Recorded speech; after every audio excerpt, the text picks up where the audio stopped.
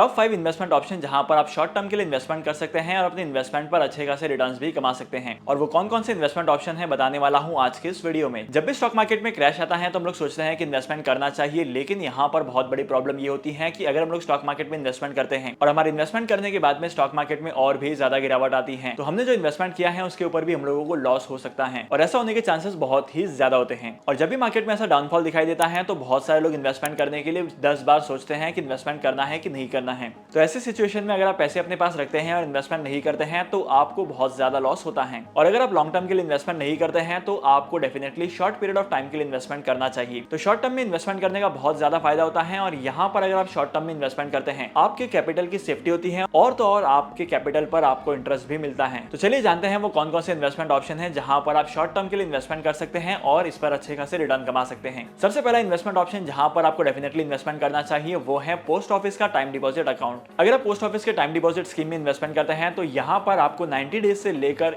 364 days तक का option मिलता है। और अगर आप यहाँ पर इन्वेस्टमेंट करते हैं तो आपके प्रिंसिपल की सेफ्टी होती है और इसी के साथ साथ आपको 5 to 6% का इंटरेस्ट भी मिलता है पर एनम का। सेम तरह की स्कीम आपको किसी भी कमर्शियल बैंक में देखने को मिलेगी। कमर्शियल बैंक में जाकर आप 1 साल से कम टाइम पीरियड की एफडी करवा सकते हैं। पोस्ट ऑफिस की तरह आपको बैंक में भी 5 to 6% के आसपास का इंटरेस्ट कमाने को मिलेगा। अब सेकंड ऑप्शन जहां पर आप इन्वेस्टमेंट कर सकते हैं वो है लिक्विड फंड्स का। लिक्विड फंड्स का मेन पर्पस ये होता है कि जब कभी भी आपको कैश की रिक्वायरमेंट होती है, जब कभी भी आपको पैसों की जरूरत पड़ती है, तब आप इन फंड्स को विड्रॉ कर सकते हैं। यहाँ पर अगर आप इन्वेस्टमेंट करते हैं तो कोई लॉक इन पीरियड नहीं होता है कि आपको पर्टिकुलर टाइम तक इन्वेस्टेड रखना पड़ेगा। और वहीं पर अगर मैं रिटर्न्स की बात करूं तो लिक्विड फंड्स में इन्वेस्टमेंट करके आप 5 to 6% तक के रिटर्न्स आराम से कमा सकते हैं। अगर आप लिक्विड फंड्स में इन्वेस्टमेंट करते हैं तो आपके सामने ऑप्शन होता है, आप जितने टाइम पीरियड के लिए इन्वेस्टमेंट करना चाहिए उतने टाइम पीरियड के लिए कर सकते हैं। 1 महीना, 2 महीना, 3 महीना, 5 महीना, 10 महीना, 12 महीना, जितना आपको चाहिए उतना आप इन्वेस्टमेंट कर सकते हैं। तीसरा इन्वेस्टमेंट ऑप्शन एक ऐसा ऑप्शन है जहां पर आपको थोड़ा थोड़ा करके इन्वेस्टमेंट करना है। जैसे कि हम लोग एसआईपी में इन्वेस्टमेंट करते हैं, सिमिलर तरीके से हम लोगों को यहाँ पर भी इन्वेस्टमेंट करना है। इस इन्वेस्टमेंट ऑप्शन का नाम है रिकरिंग डिपॉजिट। रिकरिंग डिपॉजिट में आप पोस्ट ऑफिस से भी इन्वेस्टमेंट कर सकते हैं और इसी के साथ साथ आप बैंक में जाकर भी रिकरिंग डिपॉजिट का अकाउंट ओपन कर सकते हैं। रिकरिंग डिपॉजिट में कम से कम आप 500 रुपीज से इन्वेस्टमेंट करना स्टार्ट कर सकते हैं और मैक्स टू मैक्स आपके ऊपर डिपेंड करता है कि आप कितने अमाउंट का एसआईपी करते हैं या कितने अमाउंट का इंस्टॉलमेंट आरडी में इन्वेस्टमेंट करते हैं। आरडी का टाइम पीरियड भी आप अपने हिसाब से सेट कर सकते हैं। आप 12 मंथ की आरडी कर सकते हैं, आप 15 मंथ की आरडी कर सकते हैं, आप 2 ईयर्स तक की आरडी कर सकते हैं। डिपेंड करता है कि आपको कितने टाइम पीरियड के लिए इन्वेस्टमेंट करना है। और आरडी की सबसे खास बात यह है कि आपको जब पैसे चाहिए तब आप आरडी से निकाल सकते हो,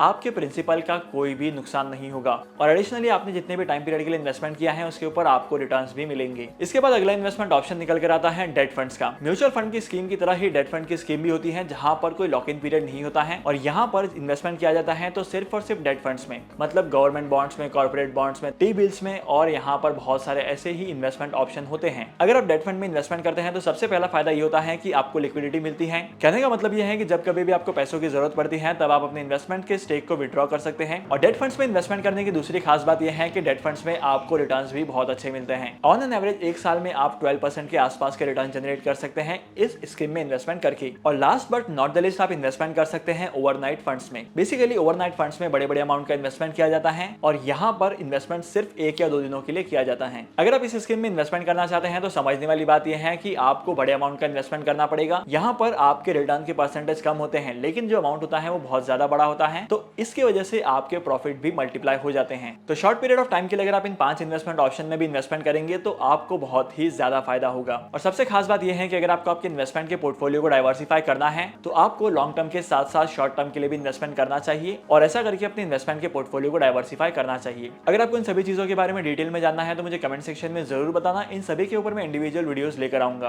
तो आज के इस इंपॉर्टेंट वीडियो को यहीं पर खत्म करते हैं। अगर आप इस वीडियो को देख रहे हैं यूट्यूब पर या फेसबुक पर और अगर आप लोगों ने अभी तक इस चैनल को सब्सक्राइब या फॉलो नहीं किया है तो अभी सब्सक्राइब कर लो और फॉलो कर लो, क्योंकि आने वाले टाइम पीरियड में बहुत सारी इंटरेस्टिंग चीजें मैं आपके साथ शेयर करने वाला हूं। तो इस चैनल को सब्सक्राइब करना तो बनता है। तो फिर मिलेंगे अगली वीडियो में नए टॉपिक के साथ, एक इंटरेस्टिंग टॉपिक के साथ। तब तक के लिए signing off, happy investing and good bye.